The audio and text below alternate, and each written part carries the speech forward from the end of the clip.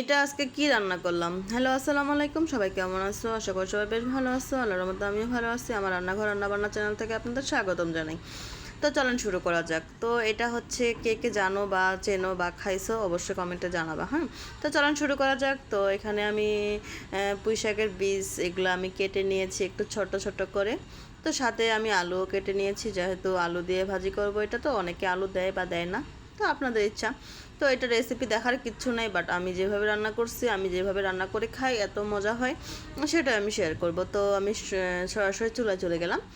তো এখানে আমি তেল দিয়েছি, তেল দিয়ে এখানে পেঁয়াজ, কাঁচামরিচ যেগুলো লাগবে সেগুলো দিয়ে দিয়েছি। দিয়ে এখন আমি এটা ভালো করে একটু নাড়াচাড়া দিব।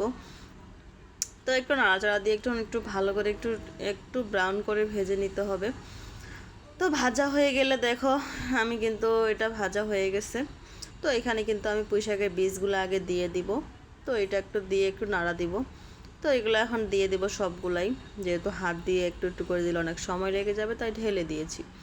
তো এটা কে কে খাও একটু জানাবা। হ্যাঁ, আমার এত পছন্দ, আমি জানি না কেন আমার এত পছন্দ, বাট এটা হলে আমার কোনো কিছুই লাগে না, মানে এত মজার একটা জিনিস।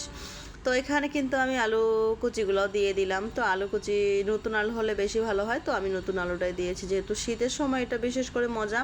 আর শীতের সময় এই জিনিসটা পাওয়া যায়। হ্যাঁ, তো শীতের সময় কিন্তু এটা আলু দিয়ে অনেক বেশি মজা। তো অনেকে এটা হচ্ছে তরকারিও খেয়ে থাকে, ছোট মাছ বা বড় মাছ দিয়েও কিন্তু এটা অনেক সময় ঝোল বা যে মাখা মাখা টাইপের রান্না করে।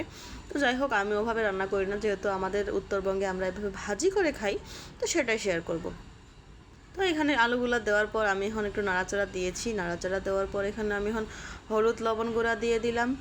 তো হলুদ লবণ ছাড়া আর কিছুই লাগবে না, জাস্ট এই কয়েকটা উপকরণই লাগে। তো এখানে একটু যেহেতু ভাজি, তো অনেক কিছু প্রয়োজন হয় না। তো এগুলো আমি দিয়ে দিলাম, দিয়ে এখন একটু নাড়াচাড়া দিব। একটু নাড়াচাড়া ভালো করে দিয়ে এখন এটা আমি ঢেকে দিব, কারণ এটা এখন ঢেকে দিলে এখন একটু পানি বের হবে। তো আমি একটু হালকা পানি দিয়েছিলাম, মানে খুবই পরিমাণে কম, যেহেতু এটা সিদ্ধ হতে হবে, যেহেতু একটা বীজ। তো এটা সিদ্ধ হওয়ার জন্য আমি একটু পানি দিয়েছিলাম। তো পানিটা আমি স্কিপ করেছিলাম, নেওয়া ভিডিওর ক্লিপ নেওয়া হয় নাই। তো আপনারা একটু পানি দিয়ে দিবেন, তাহলে সিদ্ধ হবে ভালো। তো আমি আবার ঢাকা তুলে দেখলাম যে এটা প্রায় হচ্ছে পানিটা টেনে নিয়েছে। তো এটা এখন ভালো করে একটু নাড়াচাড়া দেবো। এত সুন্দর একটা স্মেল বের হচ্ছিল আমার, জাস্ট তোমরা জানো না। আমি এখন ভয়েস দিচ্ছি, মনে হচ্ছে যে আবার এই ভাজিটা করে খাই। তবে আবার ভাজিটা করব, আমার ঘরে এখন ওই পুঁই শাকের বীজগুলো অনেকগুলো রয়ে গেছে, তো আমি আবার এই ভাজিটা করে খাবো। তো এই ভাজিটা আমি রাতে যখন খাইছি, যেহেতু রাতে এটা রান্না করেছিলাম, তো এত মজা, আমি অনেকগুলো ভাত খেয়ে ফেলছি এই ভাজি দিয়ে, জাস্ট এই ভাজিটা দিয়ে। হ্যাঁ, তো এটা আমি নাড়াচাড়া দিয়ে দিলাম ভালো করে।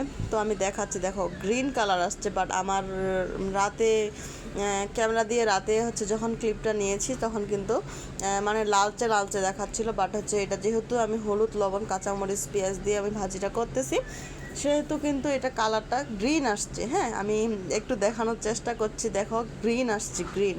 বাট এই দিক দিয়ে করতে গেলে দেখা যায় যে লাল হয়ে যাচ্ছে। মানে লাল হয়ে যাচ্ছে, মানে ক্যামেরারও একটা ইয়ে আছে, মানে যেহেতু রাতে সান নাই, মানে অন্ধকারে, যেহেতু লাইটের ইয়াতে অতটা কিন্তু গ্রিন দেখা যাচ্ছে না। যাই হোক, আমি কিন্তু আরেকটু দেখাবো যে গ্রিন দেখাচ্ছে কিনা। হ্যাঁ, দেখো কত সুন্দর গ্রিন আসছিল, রাইট? তো এখন দেখো ভাজিটা কিন্তু আমার প্রায় মোস্ট কমপ্লিটের দিকে। তো এটা আমার প্রায় হয়ে গেছে, তো আমি এটা এভাবে নামাই নিব। তো আমি তারপর দেখাচ্ছি যে যেহেতু লেগে যাচ্ছে সাইড দিয়ে, তো একটু মাখা মাখা টাইপের। তো আমি কিন্তু আরেকটু হচ্ছে ঢাকা দিয়ে রাখছিলাম, যেহেতু তো হয়ে গেছে এটা, আমি হচ্ছে নামাই নিয়েছি, বললাম যে একটু মাখা মাখা টাইপের, একটু ভাজি ভাজি টাইপের। আল্লাহ, এত মজার এই ভাজিটা বলার বাহিরে। তো যাই হোক, তোমরা এভাবে ভাজি করে খাবা, যারা খাও না এখনও তারাও খাবা। তো ভালো থাকবা সবাই, খাওয়া দাওয়া।